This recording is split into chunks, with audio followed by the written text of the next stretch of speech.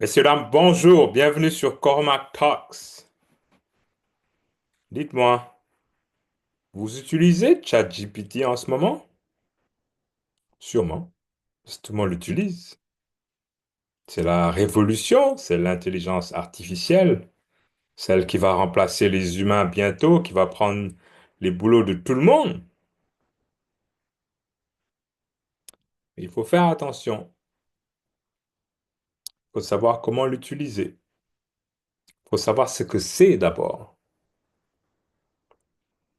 Si vous êtes devant votre ordinateur ou votre téléphone en ce moment et que vous avez accès à ChatGPT, demandez-lui de vous donner un nombre au hasard entre 1 et 25.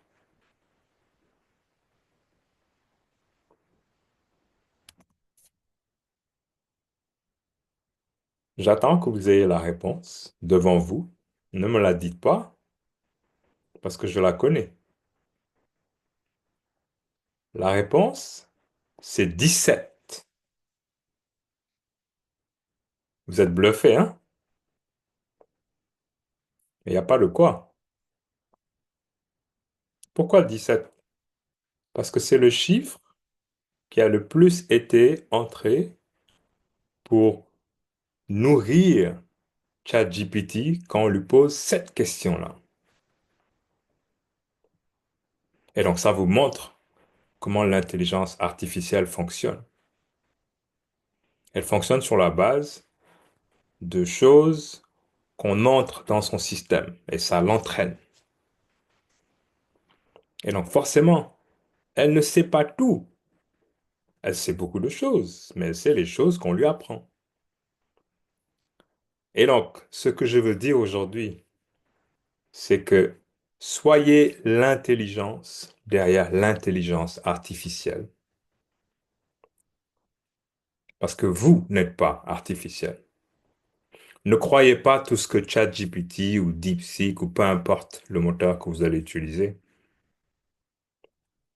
Ayez le bon sens et la jugeote et aussi la connaissance, même si c'est une connaissance générale, pour pouvoir interpréter les données que l'intelligence artificielle va vous donner.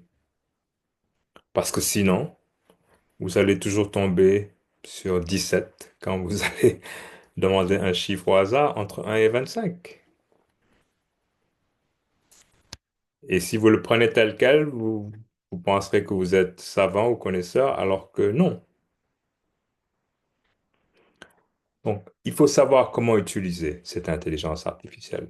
Il faut savoir comment l'interroger. Plus vous allez l'interroger de façon générale, plus vous allez avoir des réponses générales. Plus vous allez vous rapprocher du 17 en question. Sachez utiliser l'intelligence artificielle plutôt comme un partenaire de pensée. Lui poser des questions pour avoir des options, les différentes options qu'elle va vous offrir. Et étudier ces options-là et en choisir une ou deux et approfondir ces options-là. Voici comment on utilise intelligemment l'intelligence artificielle. Ensuite, on interprète les données qu'on a devant les yeux. Parce que c'est nous qui faisons le filtre. Les gens disent, ah, l'intelligence artificielle va prendre tous les boulots de tout le monde demain.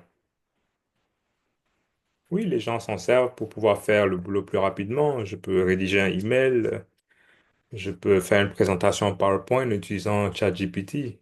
Mais c'est pas ChatGPT qui appuie sur le bouton Send pour que le email parte. C'est vous que ça va dire comme nom, comme quoi c'est vous qui avez envoyé ce email-là. Donc, il faut que ça reflète ce que vous voulez dire.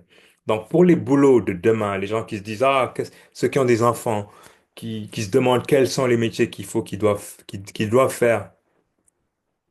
Une chose que ChatGPT ne pourra jamais remplacer, c'est le narrative, le storytelling. Donc, la façon dont vous allez interpréter les faits que vous avez devant vous après les avoir validés. Ça va être vous. Et ChatGPT ne pourra jamais le faire à votre place. Si vous vendez un produit, un service,